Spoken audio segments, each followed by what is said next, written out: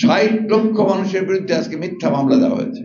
এবং শুধু ফারাক্কা বাঁধ নয়, গঙ্গার পানি নয়, বাংলাদেশের 154টি অভিন্ন নদীগুলোর পানি বন্টনের ক্ষেত্রে গড়িমসি করেছে এবং তারা এই সমস্যার সমাধান করতে করেনি। আমরা বরাবরই লক্ষ্য করেছি যে বাংলাদেশের জন্ম হওয়ার পর থেকেই আমাদের প্রতিবেশী, যার কাছে আমরা স্বাধীনতার তাদের ভূমিকার জন্য আমরা অবশ্যই আমাদের ধন্যবাদ এবং কৃতজ্ঞতা আমরা প্রকাশ করেছি সবাই। তারপরেই আমরা যে লক্ষ্য করেছি তারা সবসময় বাংলাদেশকে একটা নিয়ন্ত্রণের মধ্যে রাখার জন্য তারা সবসময় তাদের সকল কর্মকাণ্ডকে পরিচালনা করেছে। এবং শুধু ফারাক্কা বাঁধ নয়, গঙ্গার পানি নয়, বাংলাদেশের 154টি অভিন্ন নদী, সে নদীগুলোর পানি বন্টনের ক্ষেত্রে তারা সব সময় গড়িমসি করেছে এবং তারা এই সমস্যার সমাধান করছেও না। তিস্তা নদীর পানি আপনারা সবাই জানেন, দীর্ঘকাল ধরে তিস্তা নদীর পানি বন্টন নিয়ে এই চুক্তি করছি, এই হয়ে যাবে, এখন ভালো অবস্থা আছে, এই করে করে কিন্তু এই সরকার কাজ। এই যে আপনার ব্যর্থতা, এই ব্যর্থতার মূল কারণটি হচ্ছে যে সরকার যারা আসে, যে সরকার এখন আছে, সেই সরকার পুরোপুরিভাবে একটা নতজানু সরকার। তারা কখনোই বাংলাদেশের জনগণের স্বার্থে সে একটা প্রকৃত স্ট্যান্ড নেওয়া, সেই স্ট্যান্ডটা তারা নিতে ব্যর্থ হচ্ছে কারণ তারা তাদের কাছে অত্যন্ত দুর্বল। আপনারা এই বিষয়গুলো আলোচনা করেছেন, আমি সে আলোচনা যেতে চাই না। আমি যে কথাটা বলতে চাই সে কথার মূল কথাটা হচ্ছে যে বাংলাদেশের মানুষকে তার অধিকার আদায়ের জন্য তার নিজেকে নিজের পায়ে দাঁড়াতে হবে। আমরা আমাদের গণতান্ত্রিক অধিকারকে হারিয়ে ফেলেছি। সেই গণতান্ত্রিক অধিকারকে ফিরে পাওয়ার জন্য আমরা সংগ্রাম করছি, লড়াই করছি। আমরা সকল রাজনৈতিক দলগুলো, এখন প্রায় বহু রাজনৈতিক দল, আমরা একসাথে সংগ্রাম করছি আমাদের গণতান্ত্রিক অধিকার ফিরে পাওয়ার জন্য। এই জন্য আমাদের অনেকেই প্রাণ দিয়েছেন, আমাদের অনেক নির্যাতন নিপীড়ন সহ্য করতে হচ্ছে। সবচেয়ে বড় বিষয়টা যে এই সরকারের নির্যাতনের কারণে এই দেশের আরেকজন দেশপ্রেমিক নেত্রী দেশনেত্রী বেগম খালেদা জিয়া, তাকে আজকে মিথ্যা মামলায় সাজিয়ে তাকে আটক করে রাখা হয়েছে। আমাদের নেতা তারেক রহমান সাহেবকে তাকে মিথ্যা মামলায় নির্বাসিত করে বিদেশে নির্বাসিত করে রাখা হয়েছে। 60 লক্ষ মানুষের বিরুদ্ধে আজকে মিথ্যা মামলা দেওয়া হয়েছে।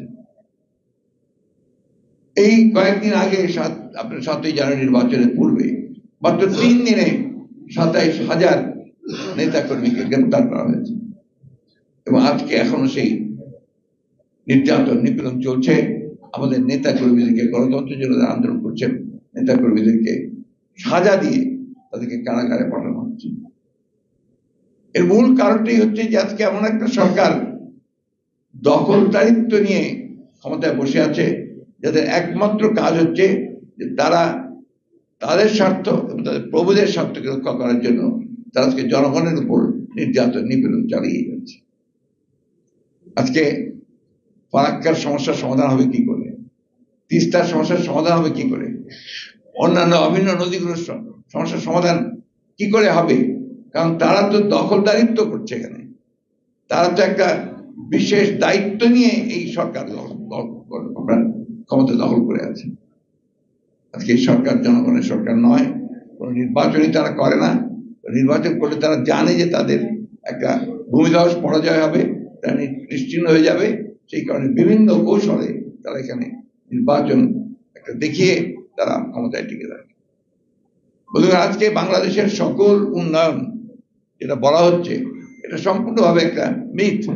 এটা কোনো উন্নয়ন নয়, এটা শুধুমাত্র এই সরকারকে টিকিয়ে রাখার জন্য একটা গোষ্ঠী তৈরি করা হচ্ছে, যে গোষ্ঠীগুলো এই তথাকথিত উন্নয়ন থেকে সবচেয়ে বেশি আপনার বেনিফিশিয়ারি হয়েছে। মাফিয়া রাষ্ট্র তৈরি করা হয়েছে। আপনি চারদিকে তাকিয়ে দেখবেন আজকে এখনকার যে সরকারের যে মদতপুষ্ট যে সমস্ত ব্যবসায়ী, যে সমস্ত ব্যক্তিরা আছেন, তারা সবাই এই তথাকথিত সরকারের যে আপনার গুণকীর্তন গায়। তাদের একটা মাত্র উদ্দেশ্য, এই সরকার টিকে থাকলে তারা তাদের লুণ্ঠন, তারা তাদের যে আপনার বিদেশে টাকা পাচার করে সম্পদ তৈরি করা, তারা সেইগুলো তারা করতে পারবে। আজকে ফারাক্কা দিবস আমাদেরকে ওই কথাই মনে করিয়ে দেয়, জনগণের শক্তির কাছে বড় শক্তি আর কিছু নেই। এবং মৌলানা আব্দুল হামিদ খান ফরসানী, তিনি ছিলেন সেই জনগণের মানুষ।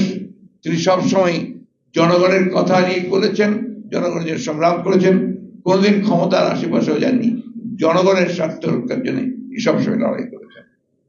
আজকে এই ফারাক্কা দিবস সেই জন্য আমাদের কাছে একটা প্রতীক, আমাদের আন্দোলনের, আমাদের সংগ্রামের একটা প্রতীক, যে আজকে আমরা সমস্ত বাংলাদেশের মানুষ যদি ঐক্যবদ্ধ হয়ে আমাদের যে লক্ষ্য, বাংলাদেশকে একটা গণতান্ত্রিক রাষ্ট্র নির্মাণ করবার যে লক্ষ্য, সেই লক্ষ্যে যদি আমরা সবাই ঐক্যবদ্ধ হয়ে কাজ করি, তাহলে অবশ্যই আমরা সেখানে জয়লাভ করব।